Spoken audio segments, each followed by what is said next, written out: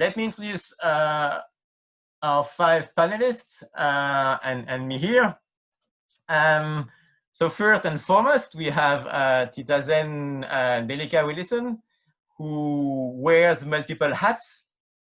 But I think the main one at the moment is probably being the director or the chair of the board of directors of the Center for Disaster Preparedness in the Philippines, which is one of the pioneers, I would say, NGO in this space, and that Tita Zen and Tita Lorna founded some 21 years ago, if I'm not mistaken. Then we will have Bruno Haghebaert, who is the vulnerability and risk lead for, and I need to look at my notes here, Bruno, for the disaster and crisis prevention, response and recovery team of the International Federation of the Red Cross and Red Crescent Societies in Geneva. And then we'll have, so Tita Lorna Victoria, who's one of the long-term companions of Zen, in her advocacy for CBDR in the Philippines and overseas, who's playing a major role at the moment with the Global Network for Disaster Reduction. And then we have Andy McElroy, who is with us. It's the UN sign on your screen. So Andy is the head of the Pacific Sub-Regional Office of UNDRR, based in Suva in the Pacific. And then finally, we have Ben Wisner, and I need to thank Ben so very much because it's 4 a.m. where Ben is in the US at the moment. And I had a meeting with Ben 10 hours ago, and I know you haven't slept much since then. So thank you so very much for being with us. And Ben is wearing multiple hats as well, but at the moment, I think one of your main affiliations is with the Institute for Risk and Disaster Reduction of the University College London in the UK. And then me here, of course, whom I already mentioned, who is the director of the All India Disaster Mitigation Institute in Ahmedabad. So we're gonna go in this order. Tita Zen, you're gonna start sharing for 5 minutes, and then Bruno, and then Tita Lorna, then Andy, and then Ben, and then we'll collect the comment, questions, and testimonies. All good? So the floor is yours, Tita Zen. Not really a floor in that case, but the mic, the screen is yours. Okay. Thank you very much, JC, for that kind introduction. Greetings to my co-panelists and to everybody. Let me thank JC and me here for coming up with this booklet about my humble contribution on DRR. And I also thank the contributors. 4 of them are here. Bruno, Ben, Lorna, and Ian. And maybe there are others whom I could not see. So I'm very happy for the recognition of CBDRM's relevance to at all times. Today I will stress the 3 points, only 3 points because of limited time, related to the concept and practice of the current community-based disaster risk management and reduction, or CBDRM. First, from the Philippines perspective, the concept was termed as citizenry-based, development-oriented disaster response, or CBDODR, in the early 80s. Citizenry-based, this was challenged by my professor in Oxford, Ian. Let me continue. Citizenry-based because it refers to the organizing and mobilizing of the most vulnerable, including the help of the less vulnerable people to address the disaster issues brought about by the socio-economic and political situation of the country. It was meant to be a mass movement. Development-oriented because it aims to prepare for, respond to, and recover from disasters, but more importantly, it aims to prevent hazards to become disasters. This means it tackles environmental, poverty, gender, health, and other development issues as these are the conditions that make hazards become disasters. Sorry for having so many jargon, but you know, it's difficult to unpack it at the moment, but let it be. Disaster response in this concept does not mean emergency response. This means a response to the country's overall vulnerable conditions. That's why it's citizenry-based, development-oriented disaster response. Second is, this idea of developing a mass movement was conceptualized in the early 80s by progressive men and women who were ahead of me. My role was simply to articulate the concept and practice in the national and international platforms to advocate for policy change favorable to considering the importance of involving local people and realizing that they are not mere recipients of aid, but active participants of improving their lot, as they are the main stakeholders in addressing disasters.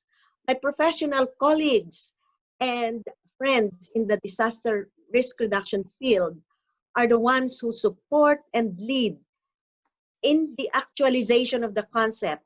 And one of those is here as a panelist, and many others I could see are also here, or maybe those, well, online, who are still working with CDRC, and those who worked before and with the current Center for Disaster Preparedness, or CDP. Thirdly, the CBDRM is applicable also to the reduction in management of health risks, including the current pandemic, COVID-19. How?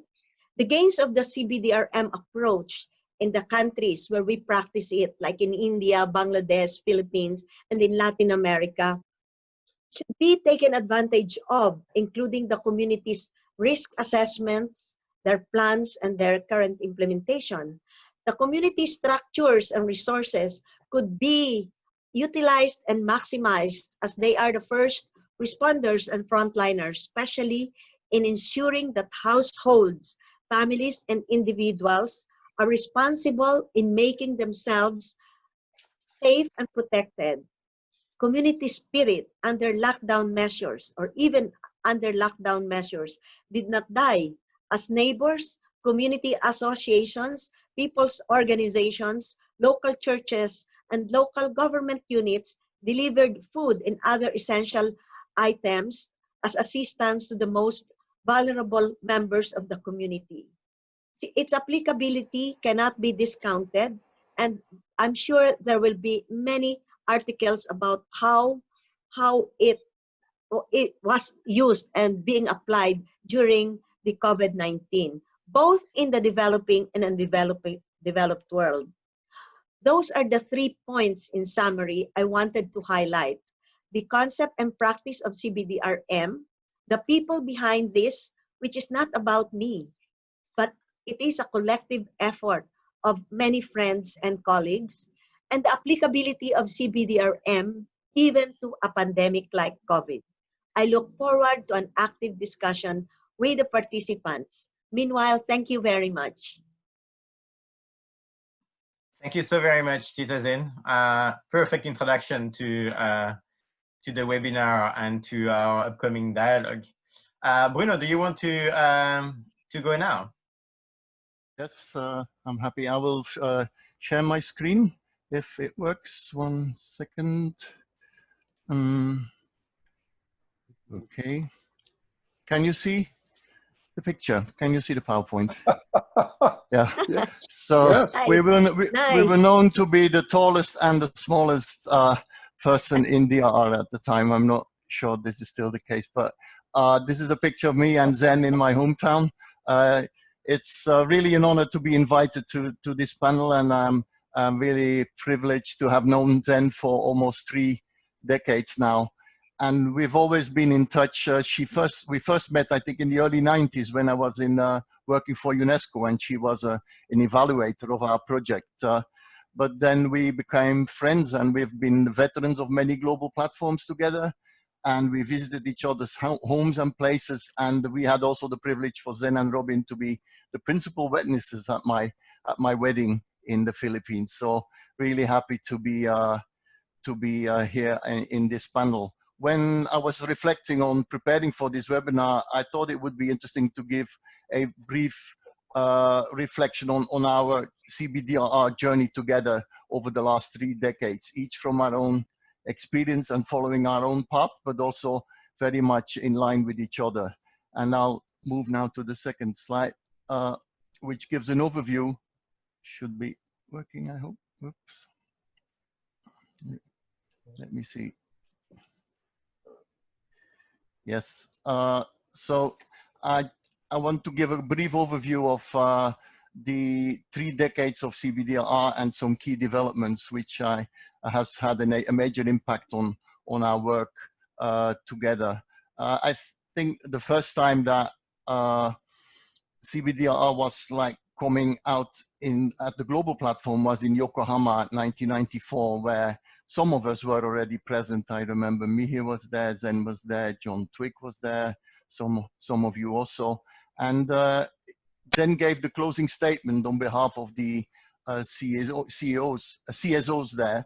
And community-based DR was then still in its infancy, and it was very early days because most of the participants had still a very strong hazard focus and a strong technocratic focus. Then gradually during the IDNDR, community-based DR gained importance and was also going through some transformations. And Zen played an important role in this regard. I think a first important one was the change of focus from just being community-based as a location to more community-managed and community-led DRR, whereby issues of community ownership and self-organization became more prominent. But that is still a long process, and it did not just happen in the 90s, but also in the coming decades.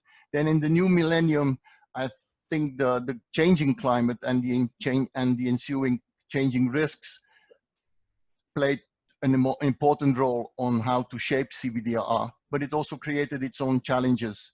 And it was, especially at the local level, not easy to incorporate uncertainty and really climate smart approaches at the local level. Then came the conference, the ISDR conference in Kobe, where the concept of resilience was introduced and also community resilience. And this led to a long debate and experiment on how to interpret this new concept and apply it at the local level. Many of us have been involved in this, and it's still a never-ending story, but it was it gave an important momentum and an important energy to our work in DRR.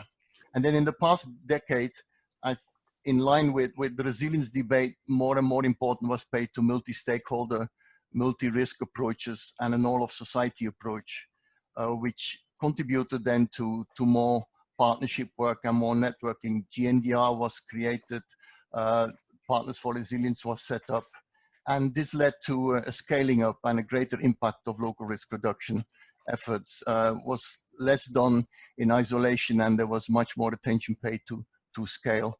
And from my perspective, also a new development was that there was more dialogue with environmental agencies, and nature-based solutions were being promoted over the last 5 to 10 years.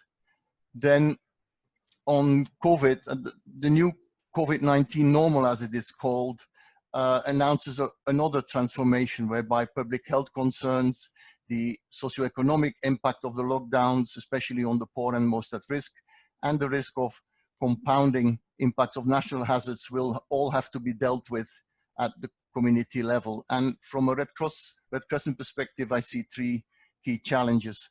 How to find, and it's something I'm facing on a daily basis, how to find the right balance between applying an emergency response and at the same time already introducing a more risk-informed approach when you're facing a crisis at the global scale, but from with a strong protracted character. So this is something we're still struggling with, how much to invest in, let's say, fire fighting and how much in fire prevention.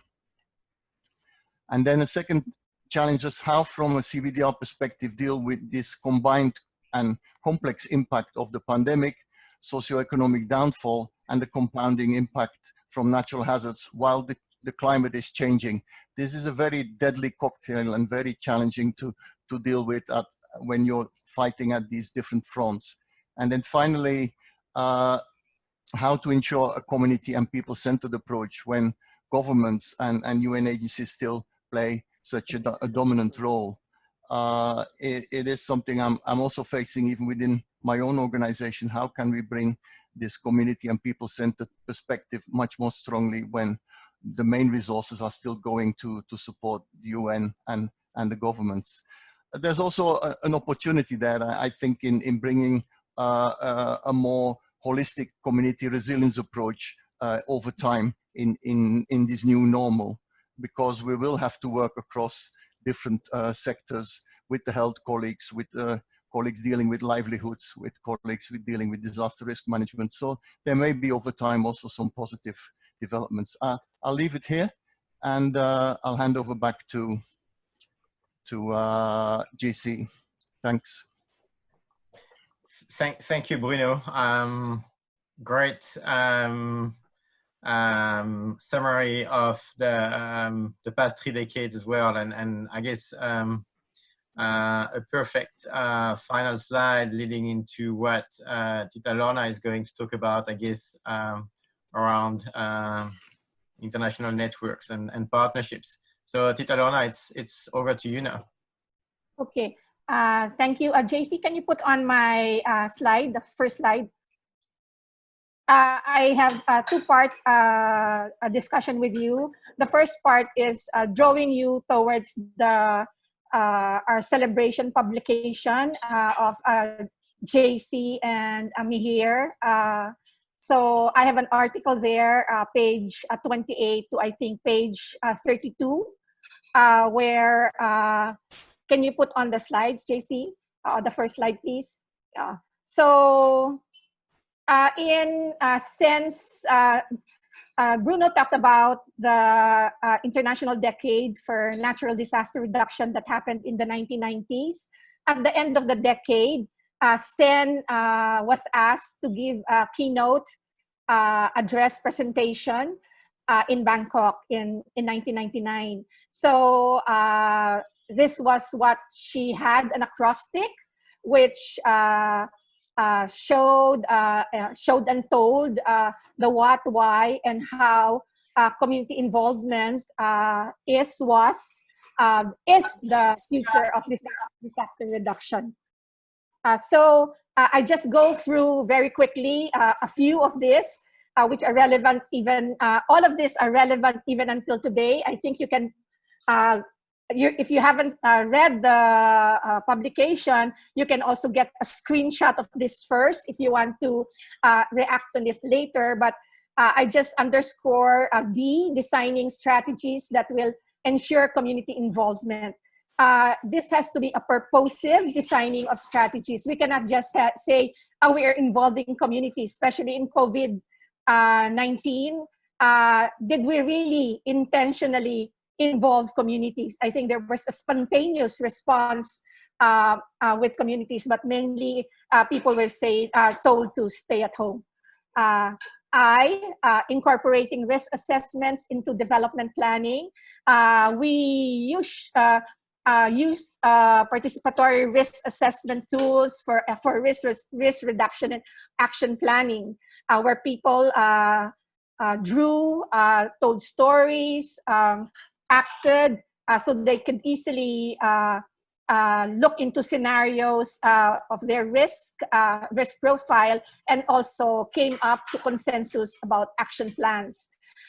We also now, even at that time, we were already saying that our development, planning, and processes should also be risk-informed.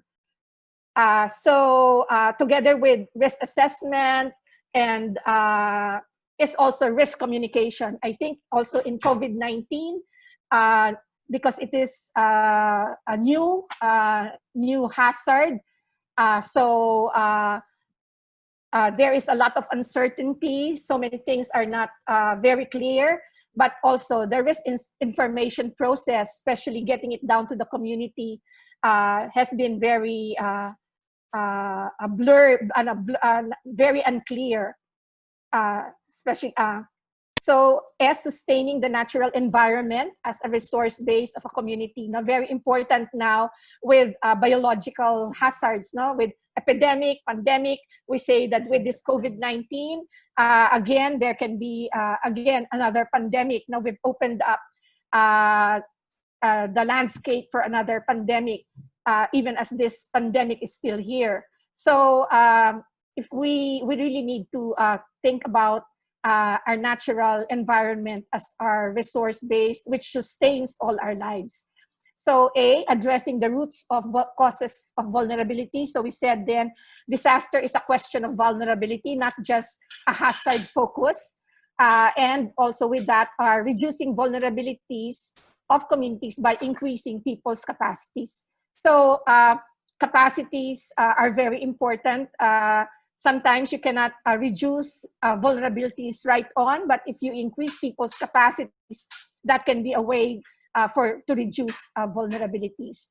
But also not to undermine, build on, and strengthen people's capacities. The left side is a simplification that we have usually in capacity building of communities. We use a lot of illustrations, and we try to unpack also disaster risk management concepts. So, a lot of this visualization in working with communities, but also with it, trying to unpack, trying to reconceptualize concepts. So next slide, please, JC. Sen was with us in the Philippines, first with the Citizens Disaster Response Center, and then later on, we formed the Center for Disaster Preparedness.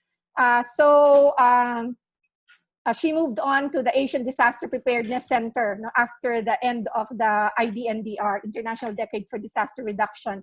So there, CBDRR found a home and became a regional hub for CBDRM in Asia, Pacific, and beyond.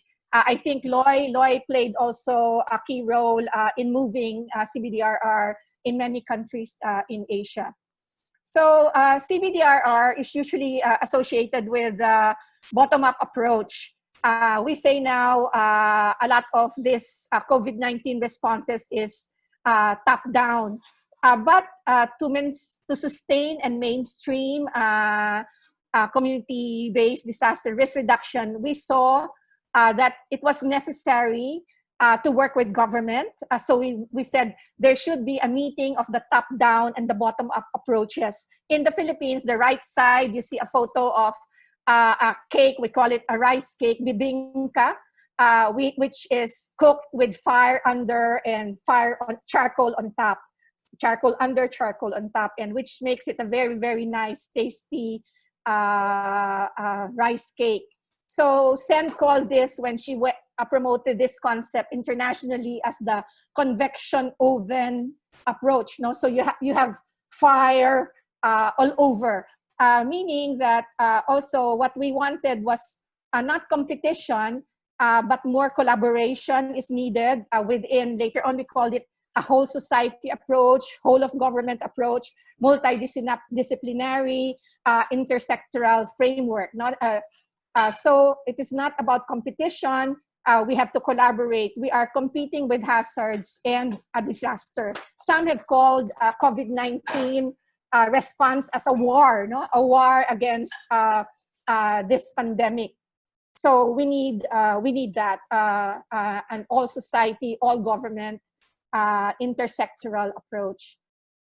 I also did, at the left side is a photo of CSOs organizing with our national government, our Office of Civil Defense, in 2003, as a result also of advocacy, but also a lot of capability building with the government, a first national conference on community-based disaster management, so 2003. I think you will see there, Sen was already there at the Asian Disaster Preparedness Center. So you will see us in the first row. We were still very young then, that was 17 years ago. Many CSO representatives with local government and national government personnel, officers. So we were in the first row. The generals were sitting beside us. So that was when we also worked a lot with government and with that linking of the top-down and bottom-up approaches. So a few more thoughts about CBDRR and COVID-19. Again, using an acrostic now. So maybe you will have this, using acrostics sometimes helps. In my trainings, I usually challenge participants to summarize or to begin with an acrostic so that they are have initial thoughts or have insights after a training. So C, we talk about the health workers as the frontliners, but even before we said communities were the first responders, but I think we have to put it back in that the communities are our first line of defense in this pandemic or any epidemic, as well as in any disaster. So the preparedness of the communities is very important, but also prevention and mitigation is very important. Another C, that comes to mind, complex emergency. This pandemic, in the courses of ADPC, I think Sen was developing there the concept also of complex emergency.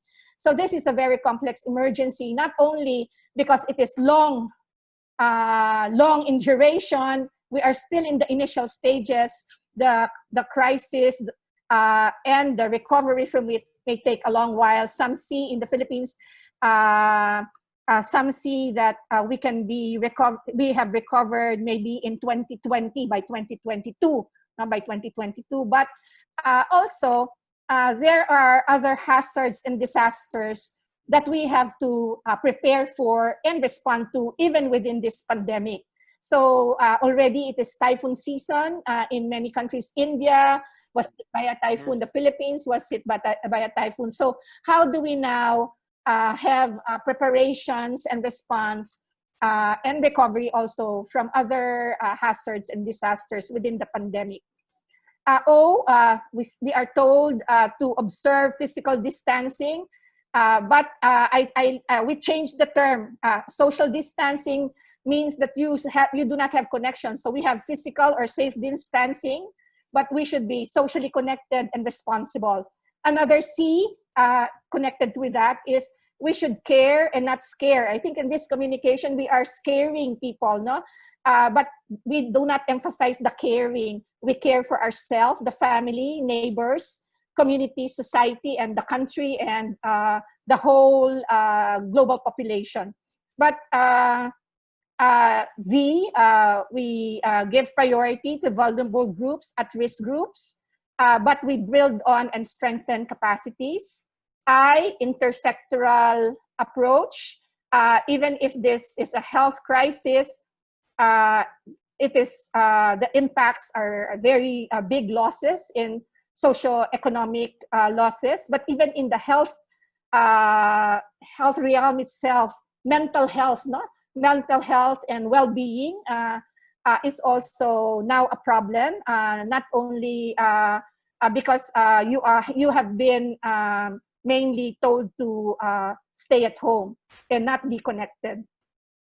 So with the infodemic also is also the use of the internet, no? So a lot of our things now are information. There's sometimes an overload of information, but with social connectivity also is we are now mainly internet based. So we need also to have more as a new form of response and recovery intervention, providing communities access also to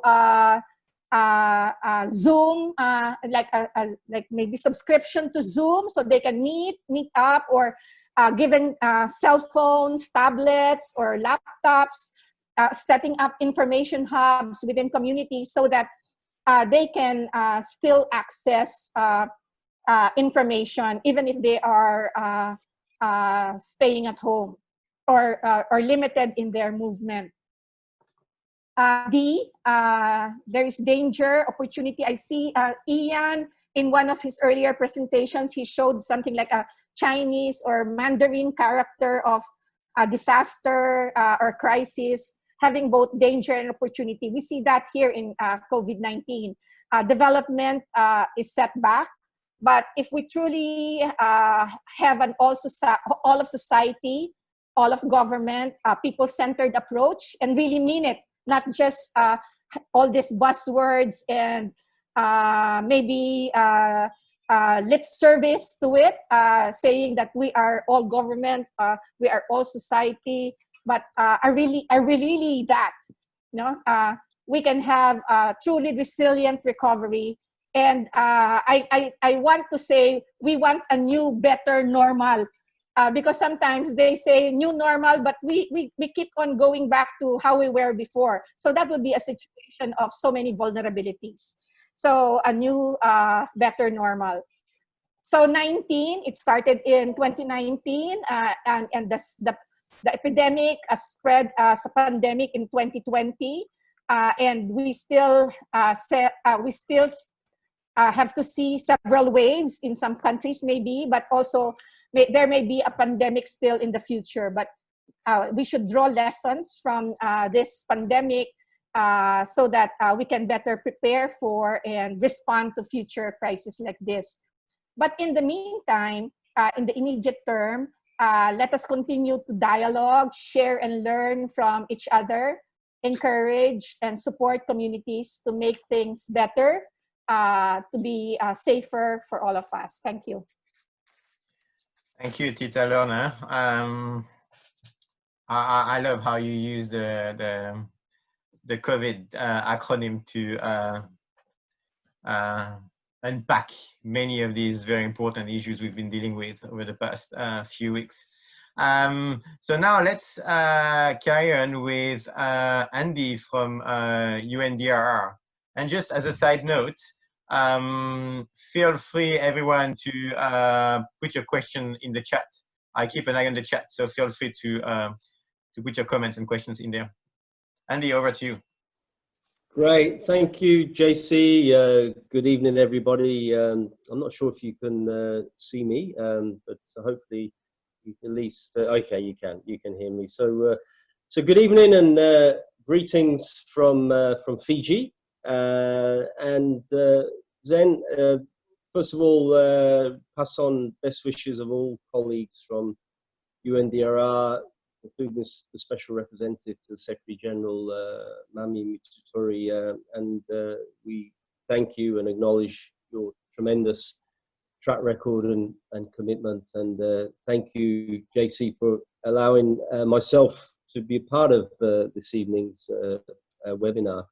I mean, first thing, just to say congratulations to both Fiji and New Zealand, who have both announced they are COVID-free in the past week. JC, let's hope this is not a false dawn, but you know, a genuine pathway to a pandemic-free future for us and neighbours around the world. I will just reflect on 3 challenges. I will just briefly reference 3 examples of CVDRR in action, where there's been an influence from the community to the national level. And I'll conclude with 3 reflections, all within this COVID-19 era. So in terms of the challenges, you know, here in the Pacific and elsewhere, we've seen the challenge of what a so-called double disaster. We had Cyclone Harold came through Vanuatu, Solomons, Fiji, Tonga in early April. You know, this was during the COVID period, and it was remarkable to see how communities across the Pacific really coped with. We start to overuse the word unprecedented, but unprecedented double disaster, and I think that as other speakers have reference with the COVID-19 era set to continue, perhaps there will be more double, if not triple, disasters to come. Second challenge, picking up from a point Lorna made, is this challenge of the infodemic. I think it was Winston Churchill who said, you know, a lie gets halfway around the world before truth has had a chance to put its pants on. And the point being now that the speed and velocity of information and rumor is incredible. And if you think back to the previous pandemic in 2009, H1N1, that was before the era of Twitter and the like. So even in the last 10 years, this incredible velocity and rumor mongering that goes down to communities and at times comes from communities. And the third challenge we've seen globally at times here in the Pacific is stigmatization, whereby prejudice kind of builds on pre-existing fears and divisions, and when communities have been under stress, you know, that's we've seen the rise of stigmatization. So there are three challenges certainly seen in the Pacific, but I would hazard a guess seen around the globe in the communities many of our participants are from tonight. In terms of three examples of CBDRR in action, just going to go into Asia as well as Pacific. There's a terrific example from Myanmar whereby one community was trying to communicate simple risk prevention messages around hand washing, physical distancing, and using traditional dance in Myanmar. And this was picked up by the national broadcaster and also on social media. And it was a wonderful example of creative, simple and effective messaging going nationwide that had its roots in the community. In Mongolia, we also saw how in one community it was really identified how children had a tremendous influence in sort of being teachers to their own parents and leaders in their own communities. And that was another initiative that was harnessed and harvested at a national level. And the national broadcaster in Mongolia got involved, trained children in basic video techniques. And there was you know, a wonderful national competition whereby the best videos from children on, again, basic messaging around COVID-19 resilience went nationwide. And thirdly, here in Fiji, a Facebook group has developed called Barter for a Better Fiji. And I think it's a tremendous example here. 40% of our GDP relies on the tourism sector, which effectively closed down overnight from March the 26th when the government rightly closed the border to protect communities and the country. And at that time, we were seeing the terrible scenes from northern Italy and the hospitals there. And one of the responses at the community level here is Fijian villages and communities going back to traditional ways of trade and economy that can exist and thrive in these, again, unprecedented circumstances in the 21st century. So three examples of CBDRR in action. And then to conclude, three reflections, at least from my side. I mean, is this going to be a Schumpeterian moment of creative destruction for the traditional development model? You know, Bruno referenced the resources still go predominantly to the likes of the UN and other such organizations.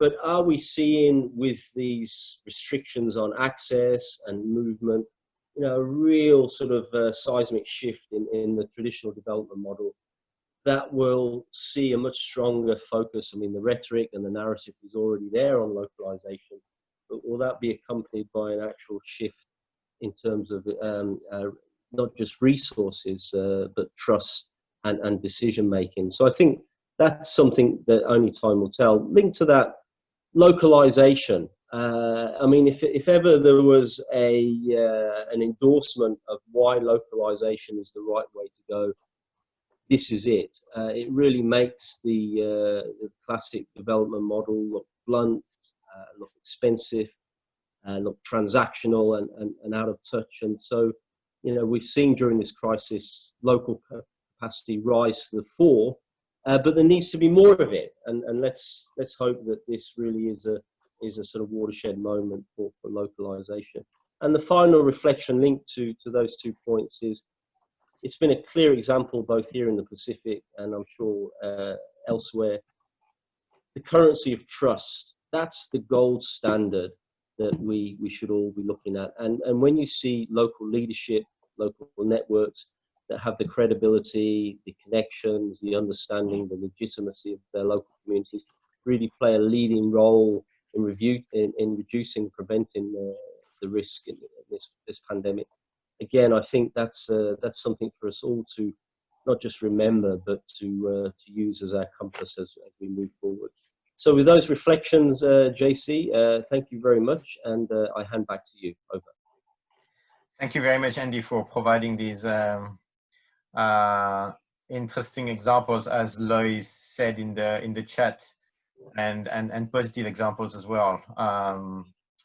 Now I'll pass on to Ben, who may actually share some positive responses as well. I know he's got a lot in his bag. So over to you, Ben. Oh, thank you. Yeah, thank you very much.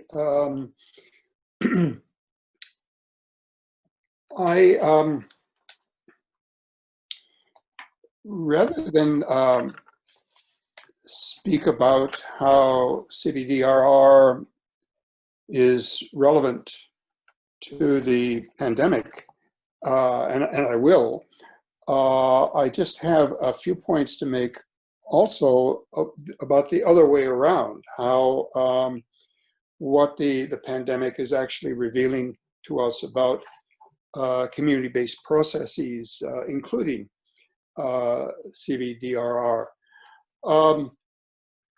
And I really want to make two basic points. One to do with the way in which pre-existing organizations are at this point pivoting and modifying their core missions to address the pandemic crisis. Observing this has been very interesting, and what one sees is a number of the points that the previous speakers have brought up. I mean, first of all, the effectiveness of these pre-existing organizations is based on their track record, the trust, the credibility that they have developed over the years. I been following in particular, because of my long-term involvement with East Africa, various events in Kenya. And there, for instance, a nationwide organization devoted over many years to HIV/AIDS eradication, but also to the whole question of violence, of gender violence and violence against women and young girls, has become a very effective organization within the context of pandemic.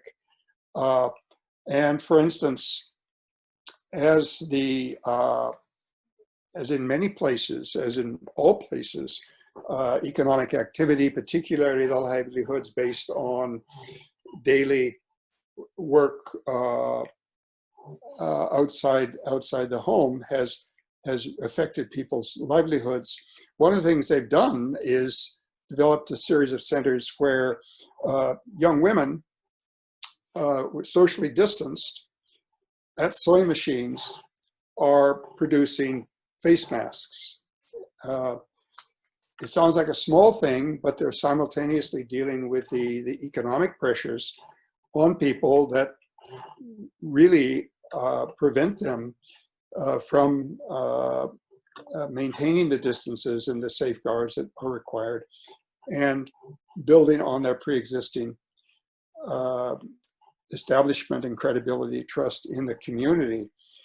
Another example, which is fascinating, given the fact that when one thinks about the context of what Andy just said about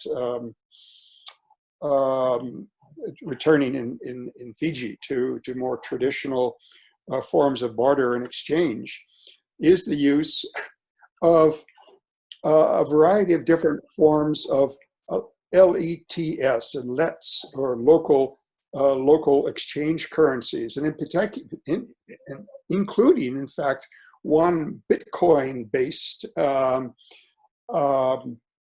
currency, alternative to the Kenyan shilling. All of this pre-existing within various kinds of local economic development groups that are experimenting with ways in which they can increase the amount of credit within local communities for local initiatives. Now, I think one of the things this first set of examples brings out two things. One is flexibility, which is a real strength of community-based work, but also a challenge, and that is sustainability. As these various sorts of groups do diversify their portfolios and extend themselves in these various ways, are they overextending? Is this sustainable? And if so, what is this moving us toward? The second thing that is, of course, important about CBDRR is that it is based on local knowledge, local skill and capacities, and in particular, the valorization of local perceptions and priorities. And we see this, for instance, in Puerto Rico, where I've also been following events where groups that were active, in fact, after Hurricane Maria, have been remobilized and are going to communities and are mapping community priorities. In many parts of rural Puerto Rico, you have large numbers of elderly people living alone. And they've, and in these areas, they've chosen to prioritize the needs of these individuals and have actually been doing some very interesting mapping based on Google Earth and on OpenStreetMap, and developing routine systems of visitation and provision of basic foodstuffs and care for these individuals. This again shows a strength of the community-based approach, but it also raises a similar set of questions, that is about sustainability, resources, but also whether it's possible in these more complicated times that others have referred to, the infodemic, the fact that that lies can travel so quickly, that myths can be propagated, and often intentionally by political actors that want to take advantage of the situation.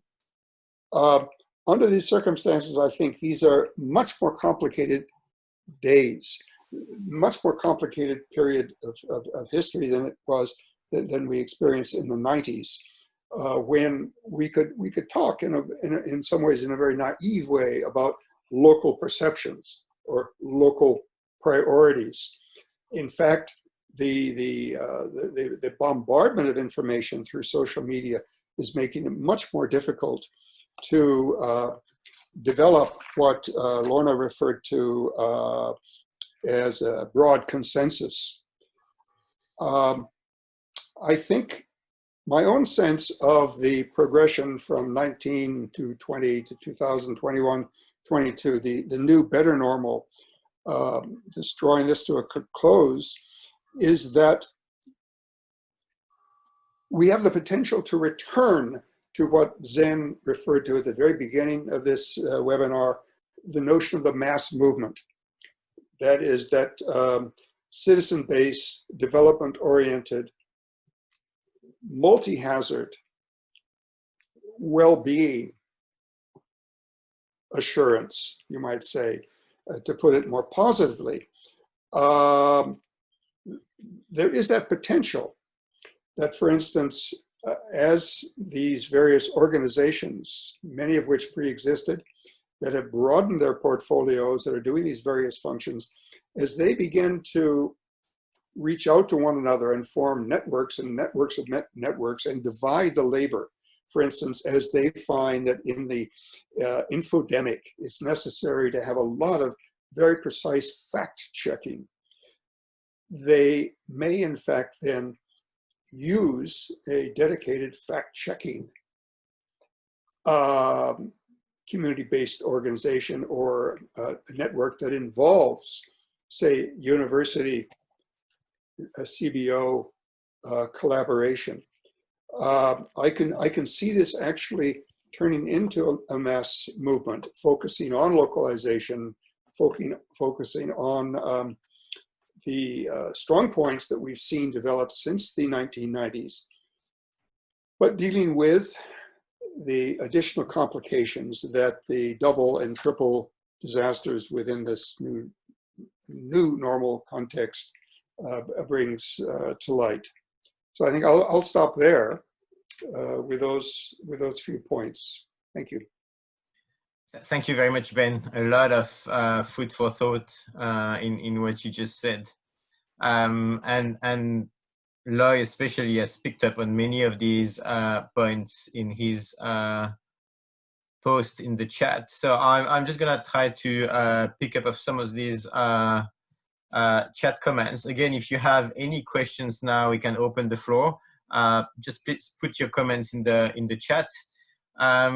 So we have a lot of comments from the Leyte Center for Development in the Philippines, praising you, Tita Zen, for all your work, for being a visionary, for being remarkable, remembering your contribution to the 1991 Omok flood response back then. The Leyte Center for Development is also emphasizing how Tita Lorna and yourself are great speakers, and that has helped a lot in terms of advocating for the cause. And I would add to this that you're a great writer as well, because I mean I was inspired by your ideas through your articles. So you are practitioners who have bridged that gap with academics and who have written articles read by academics, and I think that's fantastic, because I mean I got inspired by that. I got to learn a lot from you when I was a student 23 years ago. Now we had a lot of comments from Loy, and there was one, Loy, I'm going to ask you to chip in and unpack your comment. It was intriguing, but I wouldn't be sure that I would actually really translate what you're trying to say when you mention creative distraction is facilitating a shift to the local, and localization as a focus, a great seismic shift. So if you want to chip in, Loy, and maybe expand on this and comment on this. You're muted. You're muted. Yeah. Yeah, I don't want to speak just now. I think I'll say something a little later. Okay. If that's you. Yeah. So anyone else who wants to, who would like to ask any questions or make any comments or share some testimonies about Tita Zen's contribution to DRR, or there's no more questions coming up from the chat. So if anyone wants to, I'd like to say something. Yeah, please. I think it's lovely to be with everybody. This is such a special event. And it's interesting how, you know, many of us commented about the whole problem of large meetings and the cost of carbon from air travel and so on. Maybe this pandemic has shown that Zoom is has great potential for, particularly for local meetings. But and maybe this is what we're taking part in here is very much the future. It's very exciting to see all this interaction between time zones, between continents. But just wonderful to be with you, Zen, today. And I've just asked a question: what the most decisive experiences have been in your long journey? I think that would be very interesting to hear about. What I feel about, increasingly feel as I look at the subject, is that we can give attention to what we say and what we write, and what other people say and what they write, and we can be influenced by circumstances and by events. But in many ways, we neglect the fact that we embody the message. And what I feel about Zen is that you embody this message. I've seen you in training courses, and your own character and your own personality and your warmth and your love for people and your reaching out to people, your inclusiveness is very, very powerful and very potent. I think we neglect a great deal attitudes in our training and in our writing and in our perceptions. We talk much more about knowledge and experience, but attitudes to other people are so crucial. And I feel that one of your great strengths, Zen, although this is embarrassing for you to hear this, is that you do embody that. And I think that's such an important aspect. And one of your great strengths, and one of the strengths you brought to the meetings you've been to, and to the training sessions that I've joined in with you, has been your own personality, your own faith, your own confidence, your own warmth. And in our society, I think we play down the importance of these issues. So I was very happy in the festschrift to concentrate on certain aspects of that. And I just want to thank you. I think that's been a huge impact that you've made in enriching the environments you've been in. So thank you very much for that. Thank you, JC. Thank you very much, Ian. Do you want to answer Ian's initial question? Citizen? You're muted. You're muted. You're muted. Yeah. Oh, well, thank you very much, Ian, for those complimentary comments. And coming from you, I'm really, really honored. Ian has been, well, I knew you since way back, I think in 1993, since we met in the University of Louvain. You were my trainer. And this is the reason why I really thank Mihir and JC for gathering those people who really have some impact on me, and I could consider them guru, and they are very knowledgeable, and they are here. Ian, Ben, I would like to welcome John, Twig, and Bruno, Mihir, and all of the others that I could not see yet. In fact, I also thank UNDRR for Mami for delegating the UNDRR Asia Pacific, Andy. Thank you very much, Andy. And I really feel honored, but at the same time humbled with the presence of these important people. Going back to your answer, what's the most that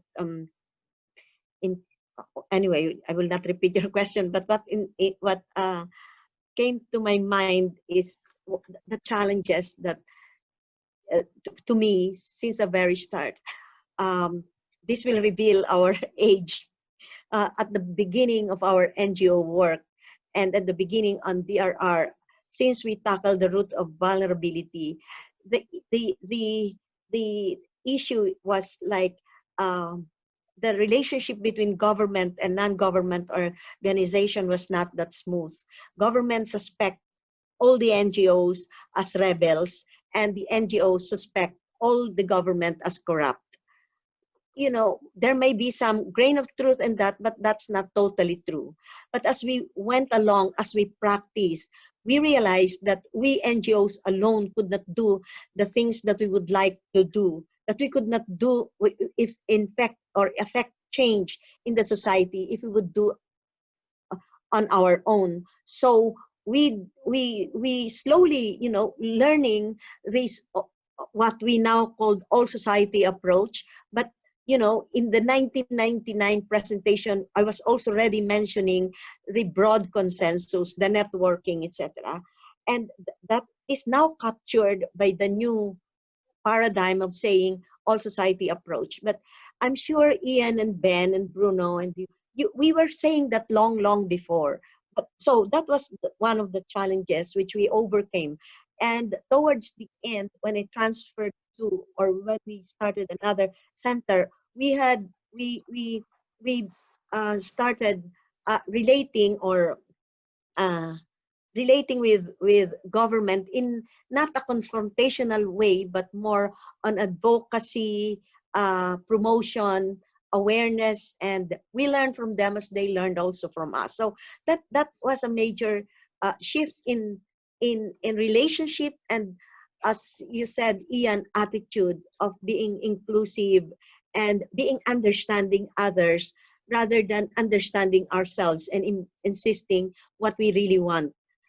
Which could probably be wrong, but then, you know, as you go along, think that people want to change and people want to make an impact to society, and we want to make, well, as we always say, let us work towards making hazards or not making hazards to become disaster. So this preventing hazards to become disaster was more of a key principle that we like promoted.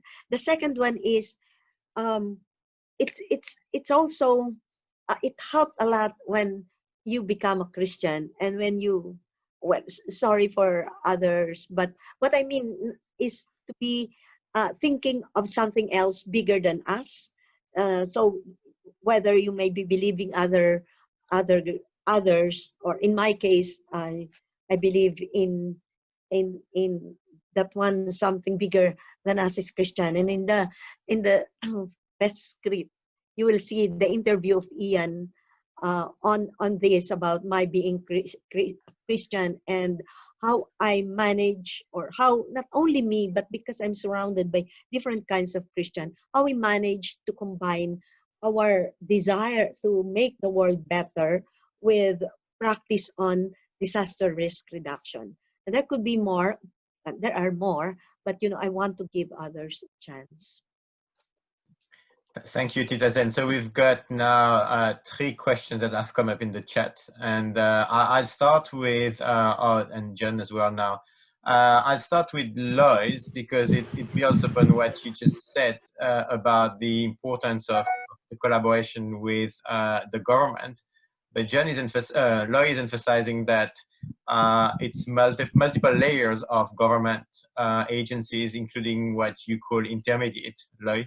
And Lois is asking about how do we tackle that kind of the links between the bottom, the top, and the intermediates. Am I correct, Lois? Yeah. No, okay, you asked me to speak earlier, so I'm taking that chance now. Okay. One is a short tribute to Tita Zen, in the sense I've been her colleague and worked with her for something like 21 or 22 years now, maybe even 23. And I was happy to work with her as a partner in AIDMI, and we worked together with a number of other people also who are in this room. We have helped reshape and strengthen community-based practice, work by ADPC, and other sectors of work which Zen moved on to. So congratulations, compliments. You have built at multiple levels the practice of DRM and disaster preparedness in various forms. So compliments to you. On my question, it's not really a question, it's partly a comment, partly a question. I think by focusing on the national government and then the so-called local levels of work, these sometimes polarize the local and the national. And actually there are multiple layers in between, many of which are under-resourced. So that's one comment. There are multiple sectors horizontally at each of these levels. and we need to engage with them as well. So while community-based focus is important, it needs to engage with and reshape the debates at each one of these levels and draw in more people. So if there are any thoughts or comments on what I've said, you're welcome to comment now. If not, I'm just flagging it as an issue, which we all need to act on and reflect on in our work ahead. And COVID is a time of simplifying life, as well as hopefully sustaining the simplified lifestyle, which we are now following. And let's see how this happens in the future. Comment over. Okay, we've got Flora raising her hand. So what we can do now is I'm gonna ask you the two more questions on behalf of the two persons who put their questions in the chat. Then go to you, Flora, and then maybe afterwards we can have this another round of each panelist sharing and answering these questions at that time, because time is flying and it's 15 past already. So we've got Louise, who's actually one of my PhD students, who's asking about the role of legal frameworks and policies in supporting CBDRR. And the other questions from Rita from Nepal is about the appropriate or the approaches for DRR that CSOs should be focusing on to balance emergency response and risk reduction. And I think John Twig had a comment as well about this kind of challenge tension further at the bottom of the chat. So maybe Flora, now you raise your hand, and then afterwards we can answer these questions around the legal frameworks and the balance between emergency and DRR during the final round of comments. Flora, over to you. Hello, good afternoon from the Philippines. First of all, I would like to thank Seni for inviting me to join this discussion. And I learned so much because one of our work or our advocacy has something to do also with the RRM. Second, I would like also to take this opportunity to honor Seni for she has given us a lot, no, in terms of insights and opportunities during the 90s to the present regarding enriching our DRRM advocacy work. We were together after the martial law, and then in the academe, we coordinate with them, especially on issues that pertains to disasters management. So I would like to thank you also, Mr. JC, and all the panelists who contributed a lot, no, in sharing with us their perspectives and their concrete practical work that we can make use and implement also in our field of work. I'm Flora. I'm from a civil society organization called the Civil Society Network for Education Reforms, and our nickname is INET Philippines. We do education reform advocacy. The RRM is one of our advocacies. We link education in relation to the different situations that our people encountered, no? Man-made disasters or natural disasters. So here, the role of CSO has a great contributions in terms of engaging the government and other multi-stakeholders, no, in partaking in our advocacy to mitigate and then to make people aware in times of emergencies, what will they do. So for example, in our work, we do education in emergency situation.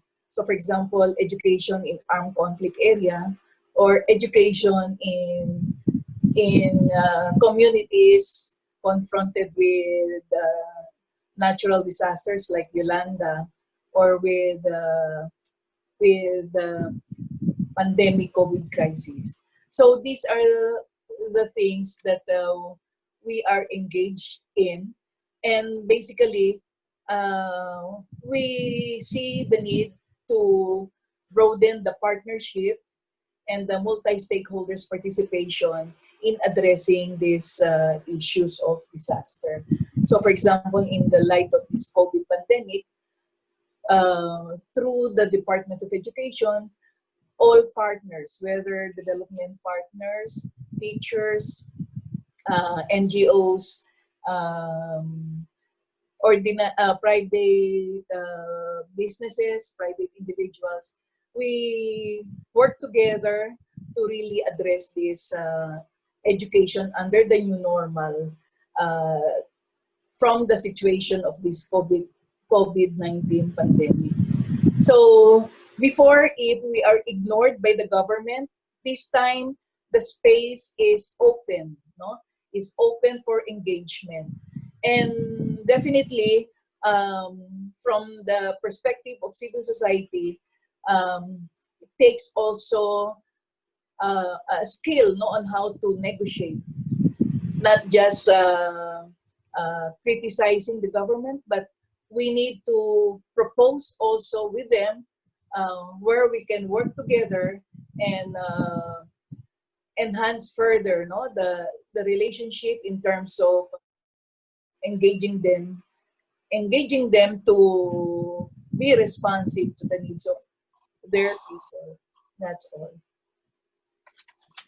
Thank you very much, Flora. And so Tehuku, I'm not sure if I pronounced your name right. Correct me if I'm wrong.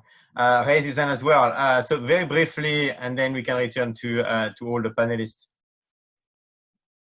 Yes, thank you, JC. My name is Alvis, actually. It's a Bobby Sharon, but otherwise called Alvis, ALVIS. And I've seen some of my colleagues also here that have been shared with in the past. Thank you for the opportunity to say a few words.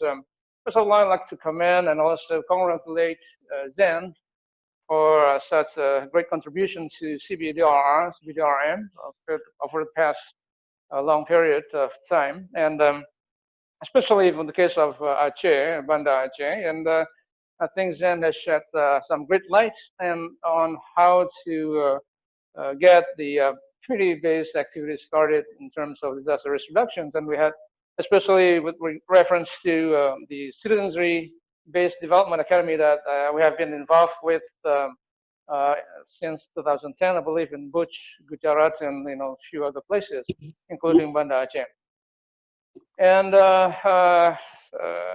on another point I'd like to raise here, perhaps pandemic situations gives us a new realm into emergency responses, I think, disasters, because it's, I think, in some ways, or if not many ways, different from otherwise conventional or natural disasters that we have been dealing with so far. So I think it's spreading quite rapidly, and so it will require a great deal of cooperation among countries, especially bordering countries. So perhaps in the future, it will be necessary to devise some sort of global, if not regional, contingency planning, so that those rapidly affected countries could collaborate and try to help each other to minimize, the risk of this pandemic.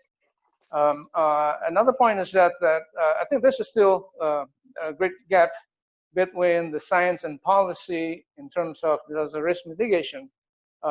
Although on both ends, I think they are making great efforts, but I think we need a better interface to connect between science and policy so that it can synergize and contribute more into giving what do you call it, effective option or solutions to disaster risk reduction. In this case, I think the disaster risk governance on one side, I think needs to be strengthened, and on the other side also the academia, for example, and also the communities as stakeholders, I think needs to be involved. So overall, I think interconnectedness among the main stakeholders, I think in disaster risk reduction should be more strengthened in the future. So I will end my comment with that. And thank you again for the opportunity to speak a little bit there, JC. Thank you. Over. Thank you very much, Teuku. So now we'll return to each of the panelists, and if you want to say a few words of conclusion, and hopefully answering the two questions around the role of the legal frameworks and policies, and how to strike a balance between emergency response and risk reduction. And there's another one as well from John in the Philippines, who's asking about financial accountability for all this money being loaned to the poor countries now, and how do we make sure that this funding is going to the rightful beneficiaries? So it's a third question to, if possible, answer in your final comments. So we start with you, Titazen. Maybe 3 to 5 minutes. We're going to be over time anyway, so maybe 3 to 5 minutes. Okay. Well, there's so many comments, even not to everyone, but even comments to me regarding the practice on CBDRR. And I thank you very much, all of you who are commenting that you benefited from the theory and practice on CBDRM, not only in the Philippines, but in other countries as well. I'm just thinking that sometimes theory and practice are being recycled or improved, or better say improved. Like when we were just starting to practice, we thought that we discovered this idea of disaster as question of vulnerability.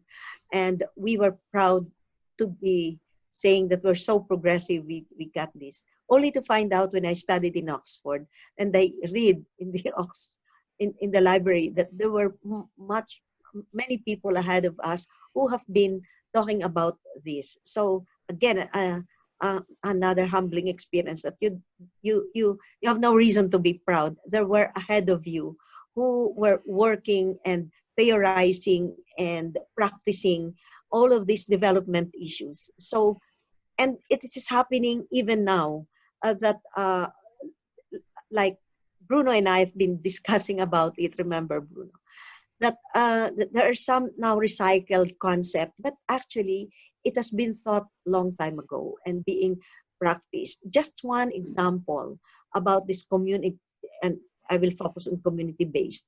There is now a big issue or shout about localization. Well, as I explained to you in the early 80s, we started with this as we call it citizenry-based. This is the organizing and mobilizing of the most vulnerable sector together with the less vulnerable and even the probably non-vulnerable. So that is an all-society approach. But the locus of the advocacy, the locus of the practice is at the local level. And we have been calling that we support the local, we support the initiatives at the community level, but in a participatory manner, that they should be the one responsible for their future, and therefore they should be the one also designing their future. So this has been advocated long time ago. And now, in the more recent past, there's so much issue in the international arena about localization. And I hope that it will also look at the practice before and the call before and mix together.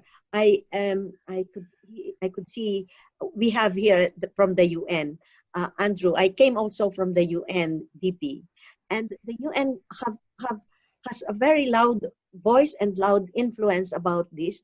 And let us not forget that localization has been an issue, has been practiced long before the international NGOs and the UN thought about this localization. And I'm sure some of the UN staff know also about this. And and the Global Network of Disaster Reduction, or the Global Network of Civil Society Organization, or GNDR, one of their strategy now or goal is localization movement. And again, this is a recognition of the reality that to really improve the lot of those affected or to be affected by disaster, we really have to be localized in terms of locals. Of course, the international community and the national organization, they are very, very important. And I'm not diminishing the importance of all the players.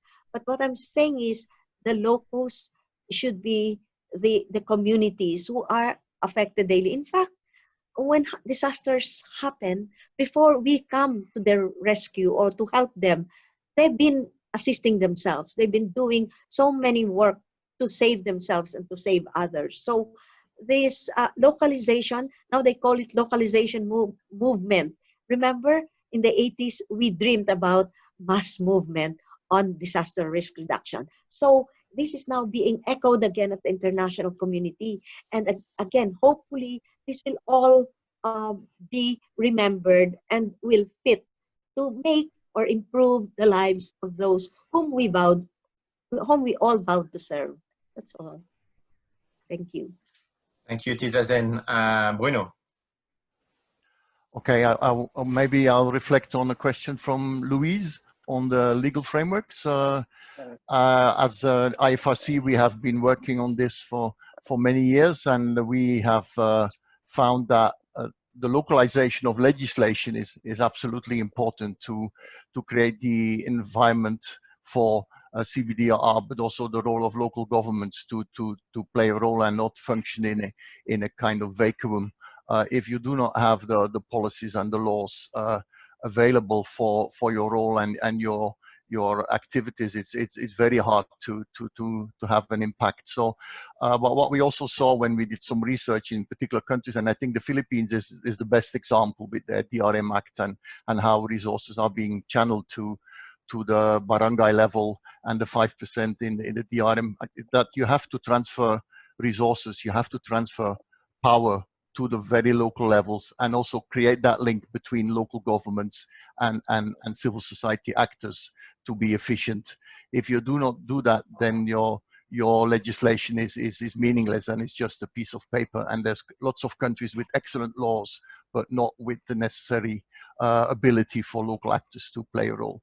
And I think you also need to explain to these local actors that the law exists, and do some awareness raising. I've also heard from the Philippines that lots of barangay officials do not even know about this law, so they're not spending the available resources. So this may be a bit of an advice to Louise, but I'm sure she has thought about this. But I think law is absolutely crucial also for practitioners to be allowed to function effectively. And then maybe as a kind of last reflection at the end of the panel discussion is that, and I also ended my presentation there, that COVID-19 in the new better normal, as Lorna calls it, it offers also opportunities. I mean, maybe not in the heat of the response, but over time it will allow health actors to work more closely with DRM actors, to work more closely with livelihoods and maybe even migration people and so on, to address this issue jointly and effectively. And I think we should all grab with our influence and our power that we have this opportunity, and once the fire is a bit extinguished of the COVID-19, to try to redefine the way we work. And I think the link with the health sector and incorporating pandemics and epidemics and biological hazards in our DRR work is a huge challenge, but also a huge opportunity. So I think I'm just like a call, the 2020 decade will be the one that will probably bring, or could potentially bring, these two sectors more closely together. And I'll stop here with some positive message at least. So. Thank you so very much, Bruno. Tita Lorna. I saw a comment by one of the contributors to the publication, the tribute publication for SEN, G. Alvarez. She was mentioning that the problem is that CSOs are not recognized that in the interagency task force. I think that can be maybe taken up when we have a webinar also on June 16. The National Disaster Risk Reduction and Management Council, so the Office of Civil Defense, has a webinar scheduled on June 16. I think we also should be there. And in the Philippines, you know, to look, what we found successful before was look for champions who could champion our causes. Sometimes politics, you may be different political streams, but the personal connections and the contacts to a contact sometimes help, no, when in our work before.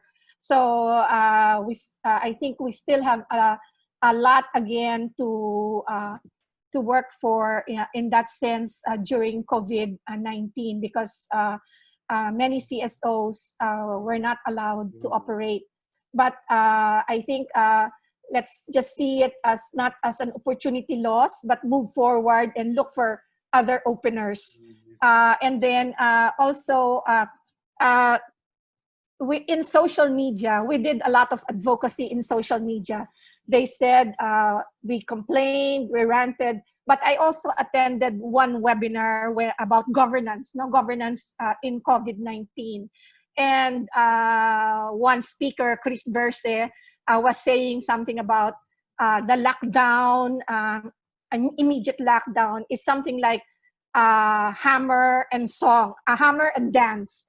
So you lock down, but you did not really have a plan, a very comprehensive plan. So when we were making complaints, they acted on the complaints. So I think we just still continue with that. Even with the anti-terror bill, some of the congressmen who said they were for the bill, but when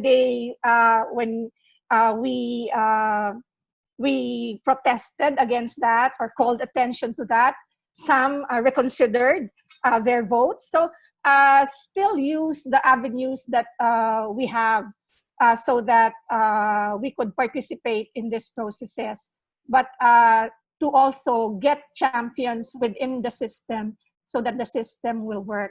And call account, we should call account. With Jom, I think, said something about budget. That's part of risk governance. From the participation is part also of risk governance, and also accountability and transparency should be part of risk governance. So again, as CSOs, I think we can also offer our services. The government has not yet assessed. It's because the quarantine is still ongoing.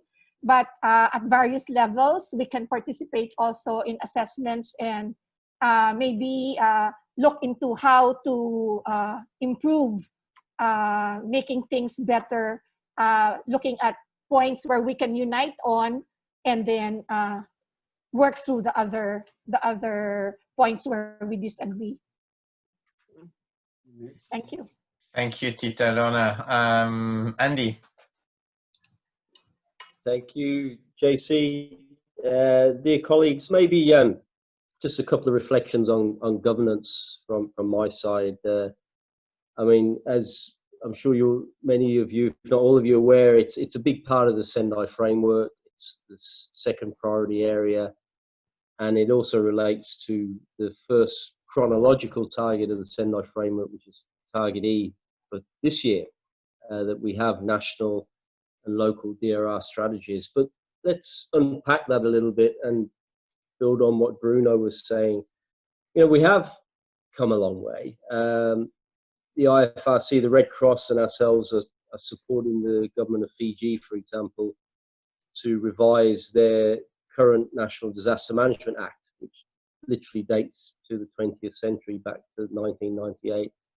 And you can see a massive evolution of thinking from almost, a central government has all of the answers and whatnot, to a strong accepted recognition now that while national governments are in the lead, everybody has a part to play in terms of effective DRR.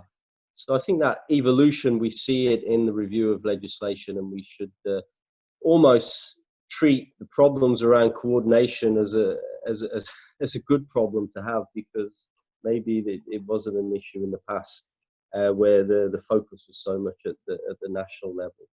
And I think, governance is, what does governance mean in practice, in real life? It means how decisions are made, how priorities are agreed, how resources are allocated.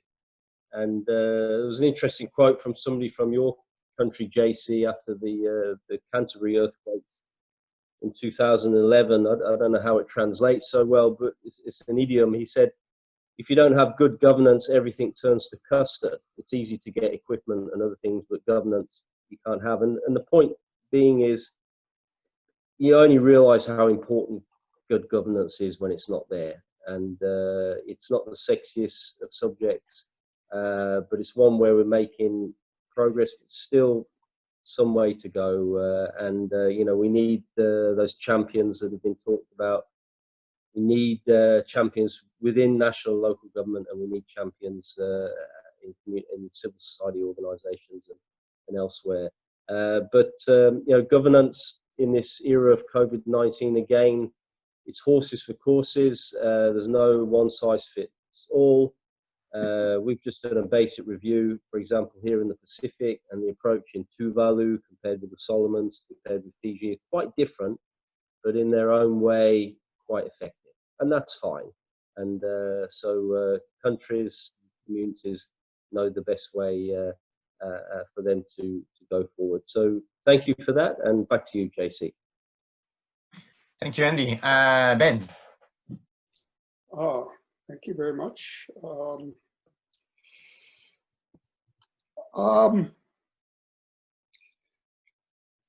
I'd like to return to what Ian Davis said about embodiment of the approach. I've recently been puzzling over what Andy's, your colleagues in Geneva and others have produced as a suggested way of thinking about the world, about disasters, referred to as a systemic risk approach. And I've actually written a couple of things recently that, with all due respect, are critical of the ability of that way of thinking to grasp the realities that people face. And I think it's to do really with the degree of abstraction and from embodied human existence and interrelationship with one another. I've actually quipped in writing in a recent theme issue of the International Journal of Disaster Risk Science that the most recent global platform may well have taken place in the wrong city. It really should have been in Davos, which is the well-known center of capitalist thinking, where the great and the good and the super rich meet every year to discuss world problems. Now, I'm not saying this simply to be naughty, but to remind everyone on this on this wonderful sharing moment that we have, of something that Lorna said. In fact, the last and probably, to my mind, the most important point she made about the relationship between anger and opportunity. And again, go back to the qualities of people like Zen, like Ian Davis, many people I've been on this long on this long path with.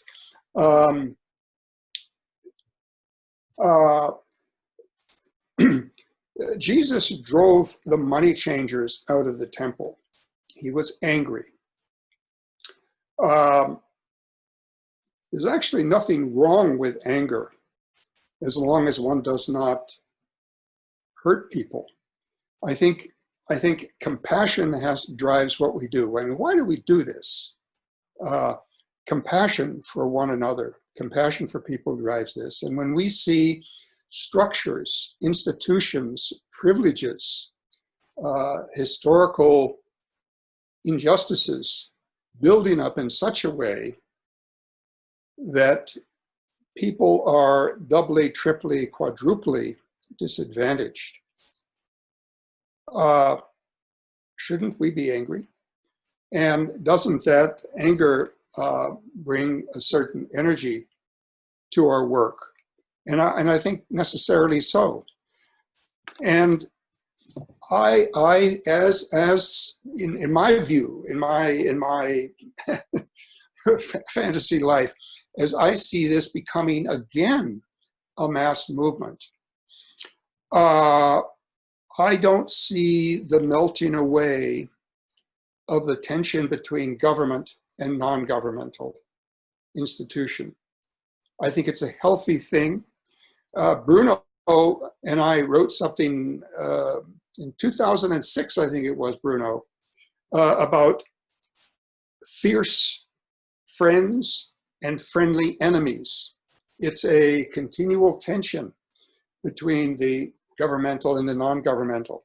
So lest this become too much a love feast and begin to sound a little too much like the concluding moments of a typical UNDRR meeting. Let's reflect both on the embodied human content of what we're doing, but also what motivates us and what and the role of anger. I see, for instance, from the point of view of the Black Lives Matter movement here in this country and now really worldwide, and it only, I mean, Black lives, we're talking about lives. That, I think, isn't going to go away. It's being folded into a longer term process of social change. Likewise, the wicked cascade of events that have affected Puerto Rico, from bankruptcy through Hurricane Maria, through the swarm of earthquakes, now through COVID, has brought to those people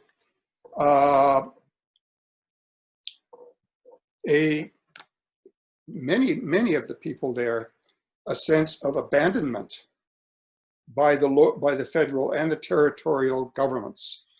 And in fact, there's been a resurgence of mutual aid, of various kinds of innovations at the local level, with solar energy, with communal kitchens, and so on and so forth, right? With agroecology, sustainable agriculture.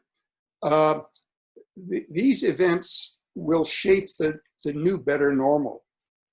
But that sense of abandonment, it comes with a certain anger, a certain sense of injustice. So let's not try to kind of muffle that and sort of push it aside as impolite. Sometimes anger has a role. Thank you, Ben. Fantastic words of wisdom to close our round of panelists' comments. So unfortunately, we don't have any more time for a second round of questions and testimonies. It's getting actually quite late for us in the Pacific. It's almost 10 p.m. But we have a lot of things that have come up now in the chat. So what we're going to do is compile all of these, and we will try to find a creative way of featuring all these comments and testimonies on our website. So our research network, ReNDES here in Auckland, and the AIDMI website.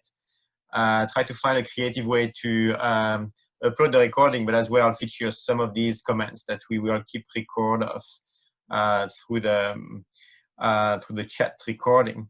So, and you've got the addresses here, and we'll have all the slides as well. If you're all happy to share your slides, we'll have the slides as well. Loy was asking for them available outside of the recording. So now I'll pass the floor over on to me here for an overall wrap-up and reflection upon our 2 hours and most of discussion now. Me here, over to you. Thank you. Thank you. I'm not quite in a mood, having heard what is being said, in a wrap up, but I think briefly, but I'll open up and roll out what I think we have been discussing here. First, to Zen, what an honor and privilege it has been for me to work with you and write with you, think about, argue from time to time for these many decades. And I personally, but publicly, thank you for that. Zen Ben, we are all very happy and very proud of your work, and you continue to inspire us. I was hoping somebody else will do what we've done here today, probably a UN agency or an academic institution, probably some international NGO, international financial institutions who all have worked with Zen. And that did not quite happen. And that hasn't stopped me from not taking up something that I think to start with I will not be able to do. So I said, let's just do it. JC was a great support throughout, and we were able to do the publication that you have. Thank you, JC, for all of that. And then this is also just a small beginning. What you have done, if we start actually writing about it, we'll just need pages and pages and pages, maybe an ocean of ink, if you will. But this is just a beginning. So from me and from all of us, really great thank you for doing all that you have done. I think it was James Baldwin who said that everything we face cannot be changed. And Baldwin is timely. Ben, I agree. I hope you agree. Everything we face cannot be changed. But what we want to change, we have to face it. And then you have faced exactly what we want to change. So that is something which has always been very inspiring for us. I'm also overwhelmed with the people here on this panel and also in the group. I mean, obviously, entire panel here, obviously, all the other people who are in the group. Thank you very much. When I've listened to this, I'm filled with not anger so much, because there is so much good and positive that has been done by Zen, but for all of us and by all of us, and that's on one side. And then there is just so much which is not done and is to be done, or which is undone during these many decades. So I'm sort of filled with, at this moment, a feeling of irony, if you will. And I'd like to share that as not a wrap up, but as an opening up of what that irony is. I'm drawing, of course, from what is presented here, but in my mind, it is taken as a note, as a point of irony. I think the first irony that I see that we are discussing, and leaving aside the zooming, talking of CBDRN through a Zoom technology itself to an extent is irony. Having said that, I think the first irony that I see here is about COVID, that here is a large humanitarian sector, DRR sector, governments, UN agencies, so on and so forth, and how quickly in COVID, almost every country, I'm looking for a country which has not, jumped into command and control mode and not community-based approach mode. They knew about community-based approaches. They reported to ISDR and now UNDRR year after year about great work that is being done on community-based approaches, and that's the final frontier, and how none of the national governments thought about actually doing community-based approach to COVID-19 and jumped into command and control. And what kind of command and control that is? Command and control where there is a war against COVID-19. I mean, humanitarian values, humanitarian ideas, humanitarian ethics. We don't do war. We actually build and rebuild and peace. And here is something for last 3 months, doing a war against COVID. And the doctors are turned into frontline of us. What happened? The health workers in a community are turned into frontline and not the agents of change or leader of community-based approaches, as Zen has taught us for all these many decades. And that irony, I cannot forget as we have heard what we have taught. That on one hand, there is a whole well-developed, enriched, really working, robust community-based approach model, with its shortcomings, of course. And on the other hand, what we are going for is command and control, social distancing, and how quickly everybody picked it up, including civil society organizations. Some mildly changed it to physical distancing, but this whole thing about COVID is not about distancing, it's about coming together. What we needed was caring togetherness of caring, and not distancing at all. And that's exactly what we ended up doing, or at least supporting to an extent.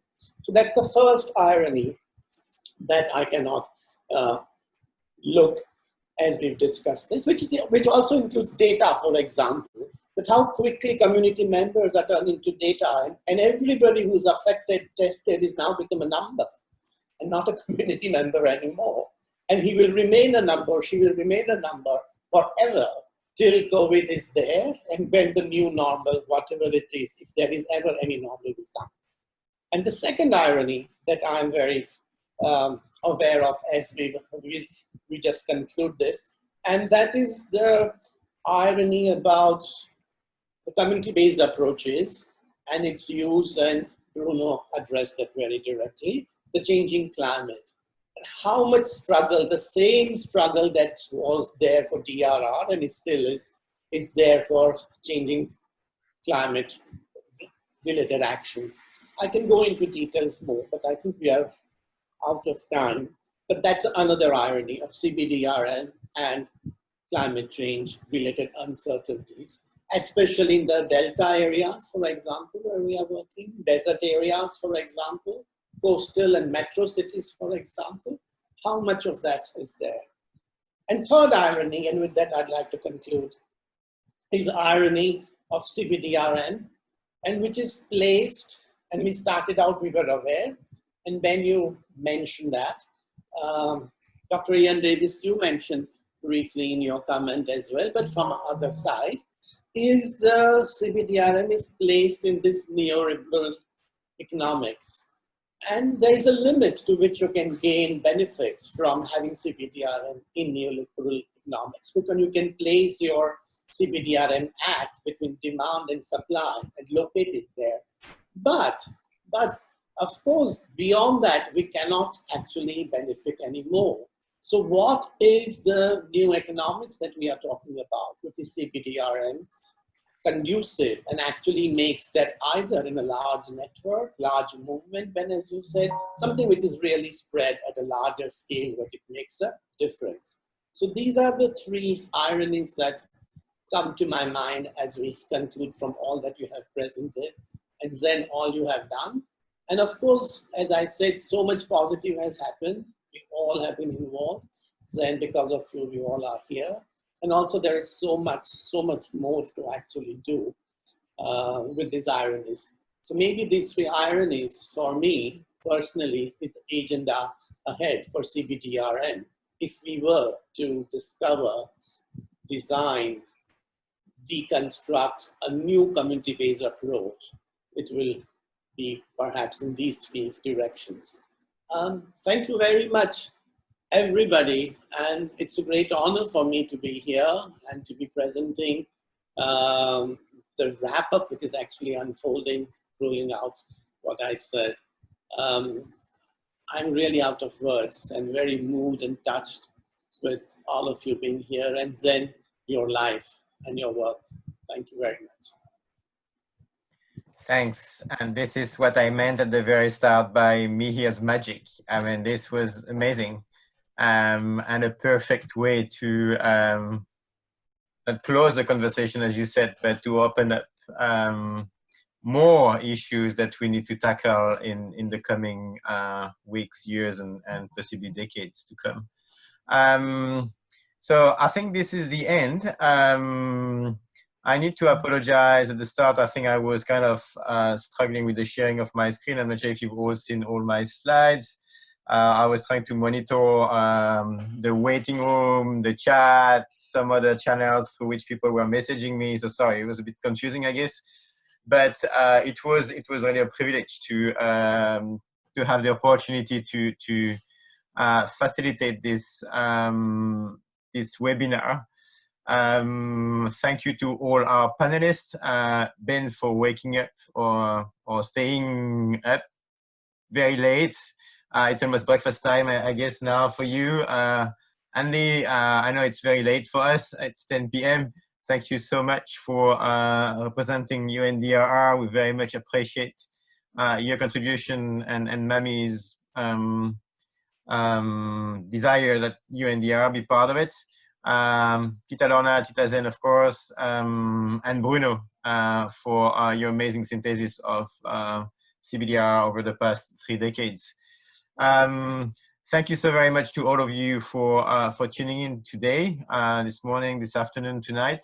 It's been amazing to have you all here and celebrate Zen and her contribution to DRR. And thank you so very much, Zen, for having and for still inspiring all of us, I guess, across silos, whether we are practitioners in the policy space or whether we are academics or students.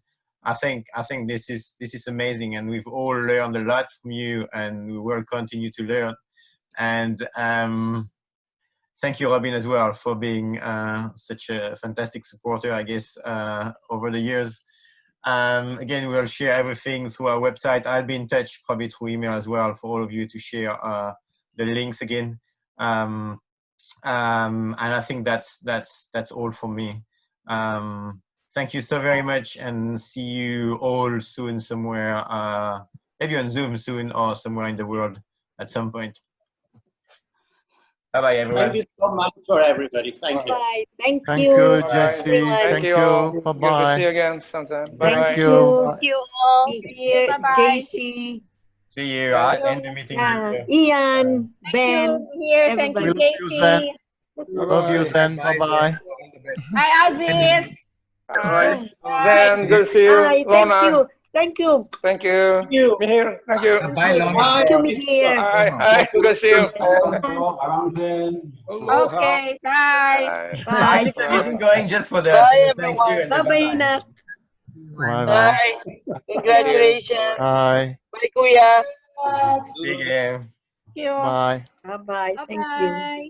Bye, Tita Zen. Thank you. That's it. Bye-bye. Abrazos. Thank you, Abrazos a Faye. Bye, todos. everyone. Congratulations. Congrats, Oh, Tita Emmanuel, you Zen. were here as well. Hi, Tita. Oh, May 4th. Hello, May 4th. Hi. Yeah, Hello. April always Zoom from her Ate car. Mel. Hi, Ate Lau. Yeah. May 4th. Hi, Paul. Hello po. 3, 2. Salamat sa inyong lahat. Thank you very much. I have my signal only in the car. Congratulations for all your Ate accomplishments. Elsie? Bye na. Bye, everyone. Okay, Thank you. I'll end the meeting here. Bye-bye. Mabuhay. Salamat po. Mabuhay. Mabuhay. Thank you, Salamat. Aldi. Maraming salamat, JC. Salamat sa lahat. Thank you. Sige, walang problema.